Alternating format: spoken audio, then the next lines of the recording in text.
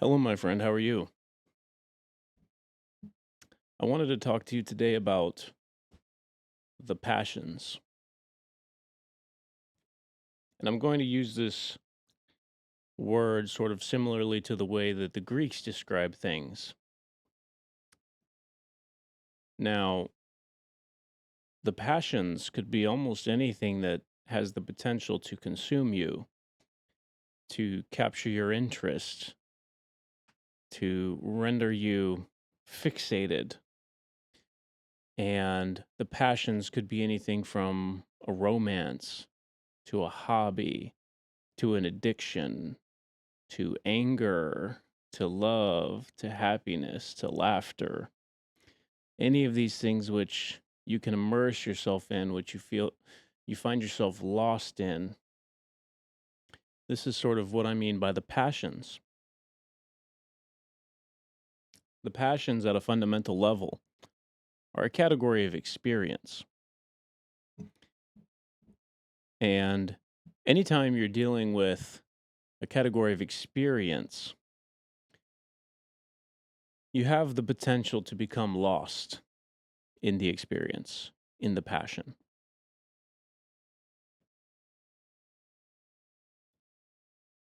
And I would say that most of the time people use this word to describe romance, or at least the limerent phase of romance where people are gushing or lovey dovey or obsessive, the honeymoon or the limerent stage where you have your crush and you can't stop feeling things. More common probably with young people, but still occurring in adults, particularly in workplace settings.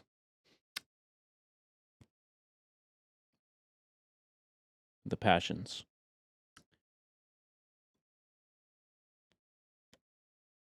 Perhaps you're with friends, you're making jokes, sharing laughter, possibly even drinks, merriment, joy, the passions. Perhaps you are at the bottom of your sixth bottle and you're desperate and your addiction has consumed you and it has rendered you almost a husk. The passions. Perhaps somebody has angered you and you're consumed by rage and wrath and you want vengeance and you can't stop fantasizing about it. The passions. Indeed, almost any experience can be elevated to the degree of intensity that I would consider it a passion. You're tasting rich food. You're overwhelmed by the sensory experience of the food. Or perhaps you're gluttonous and you can't stop eating and you find yourself eating all the time and food becomes an obsession.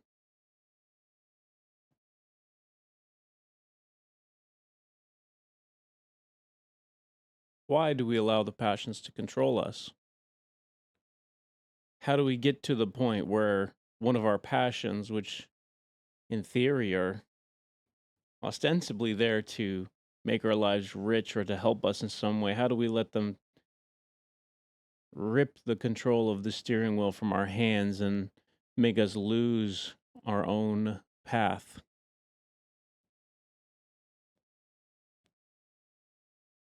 What is the part of us that is prone to this phenomenon?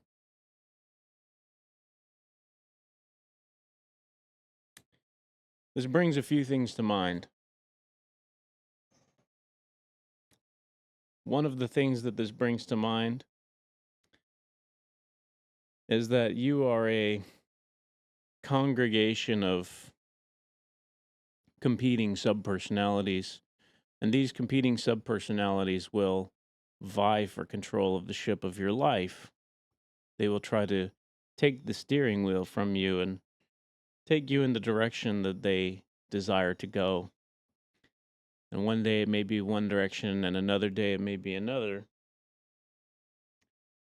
And you may lose sight of the things that really matter as the whims or I would say possibly even a way to describe them is impulses, begin to drag you down a path that is maybe not the most beneficial for you.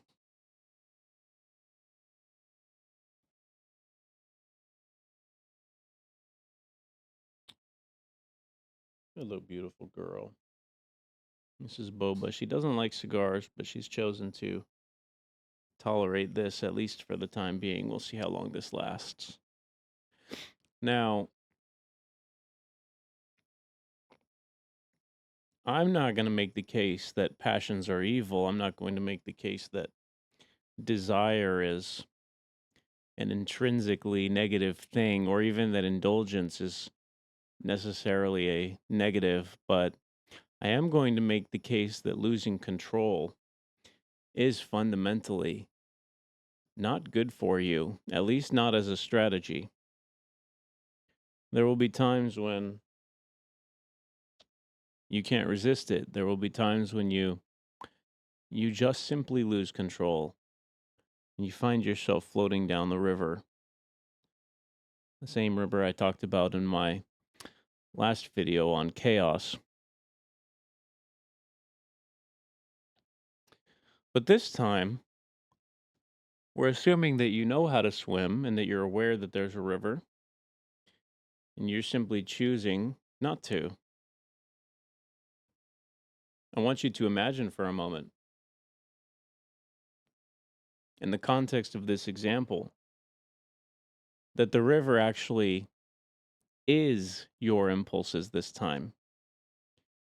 We don't often think about ourselves in this way, where we have these competing desires, these competing directions and subpersonalities, right? But that's what it is, because not all of you wants to go in the same direction. There are parts of you that want to go in a different direction, and there are parts of you that want to go in the opposite direction.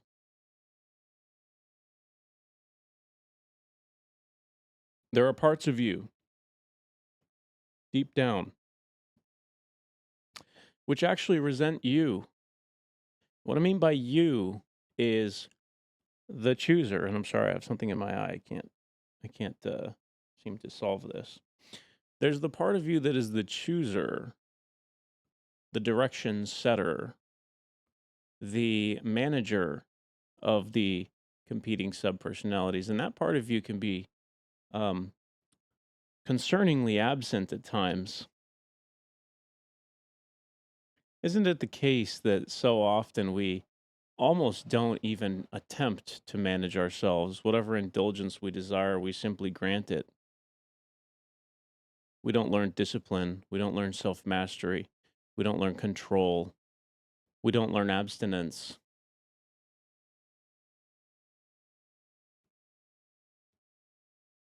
I would go as far as to say in our culture that abstinence is viewed almost like antiquated. It's a thing that people used to do. Well, now that we're enlightened, we don't have to do that anymore. Now that we are modern, we get to do whatever we want whenever we want it. Isn't that interesting? I think it's no coincidence that health disorders are on the rise in tandem with other things such as obesity and what have you. A culture of indulgence, a culture of high time preference. And if you don't know what that means, it means I want it and I want it now. And I'm not waiting for it, even if the payout for waiting for it is better than the immediate gratification would be. I don't care. I've spoken about this in prior videos, but there's the example of they did a study where children were allowed a marshmallow on a plate, and they left these children in a room with the marshmallow. And if the children could wait 15 minutes, they would be given a second marshmallow. But these are young children, and 15 minutes is a long time when you're a small child. And something like 70% of them could not wait the 15 minutes. I don't know if it was an hour, I can't remember. Almost all of them ate the marshmallow immediately. Impulse control is not natural. It is value oriented. It is a decision that you make intentionally to make your future better than your today. And we used to know that, and we used to aspire towards that, and we used to admire that in people when they had high impulse regulation and they had low time preference. But those days appear to be largely behind us, and our culture worships immediate gratification and getting what you want and investing your dopaminergic supply however you see fit, whenever you want to, elevating comfort to the highest level and worshiping the god of impulse.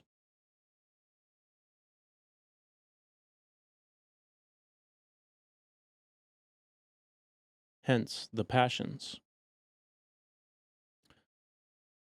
We want to be laughing all the time. If we're angry, we want to let it consume us. If we're sad, we want to be special. We want to be uniquely harmed. We want to be uniquely wronged. Everybody needs to know about it.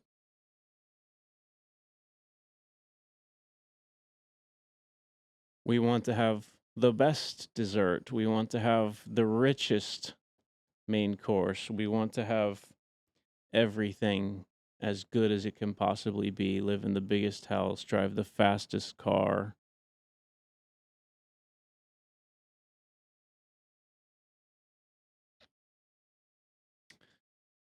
Well, if we do that, then we will be consumed like a candle which is being burned from both ends. The passions are momentary, fleeting pleasures, or perhaps they're not pleasures at all, but they're momentary indulgences. And because they have a lifespan, you have to feed them like a fire, otherwise they extinguish.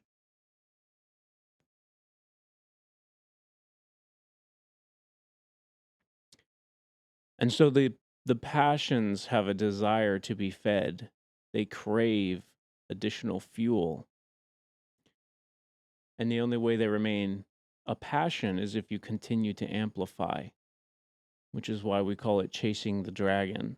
When someone's taking drugs and then they need a bigger high and then they need a bigger high. But the problem is their dopaminergic supply is getting lower and lower and lower. And soon before you know it, they're a husk. They're used up.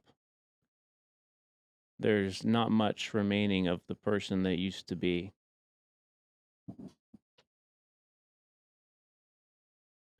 So, what is the answer when the passions begin to consume you?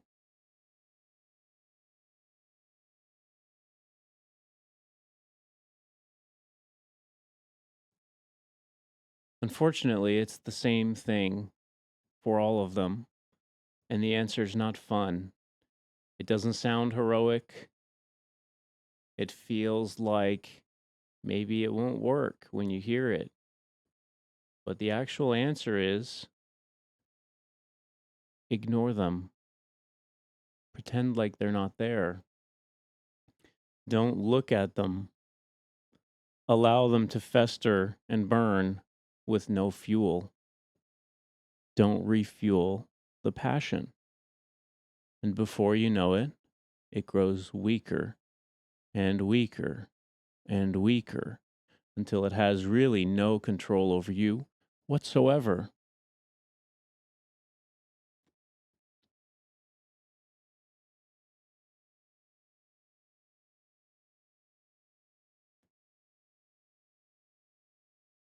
Easier said than done. Once the passions have a hold of you, and again, I'm not saying never to indulge in the passions, but once they have a grip on you and you begin to feel entitled to them, you feel that you deserve the highest highs. You want to find the lowest lows. If you're an angry person, you want to be the most angry that you've ever been. You begin to seek the maximal version of these things. Once you enter that mode, the only way out is total abstinence. You have to completely stop. Now, you can wane yourself off gradually.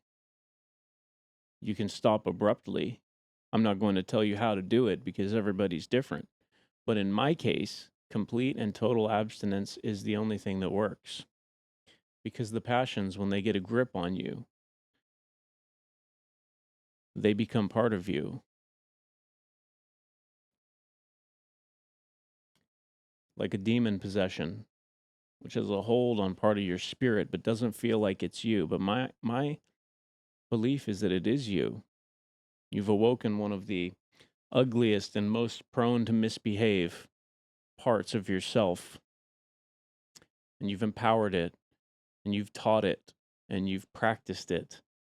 And unfortunately, the passions can become a very significant part of you if you allow them to be. So, what do the passions look like done right? They look like a moment of enjoyment. They look like a smile with a friend, a laugh. They're whimsical, they float through. They add color and vibrance. It's not like you're dumping an entire bucket of paint on the canvas. It's a light stroke of a brush to enhance the picture which is already there. You're going to keep a lot of that paint behind. In fact, you're going to keep most of the paint behind. Because in appropriate measure, wouldn't it be nice to have that color available in the future?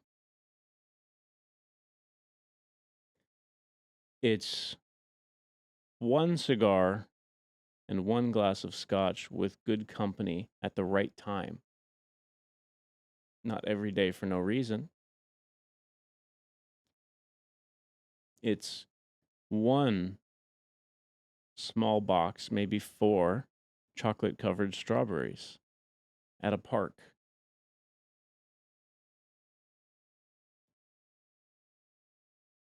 I've found that often the best way to indulge in the passions is to pair them in small doses, which creates a symphony of experience. And together they blend and make a really beautiful experience. Any individual passion taken to extreme becomes watered down, boring, diluted, and difficult to experience with any vibrancy. And so you take the passions as they come in moderation when the time is appropriate. And for the most part, you don't seek them out. If you seek them out, they will see the desperation in you and they will reach to take control. And they're very good at it. And so instead, if you remain open but not desperate, when the passions come, you can embrace them and then you let them go on their way.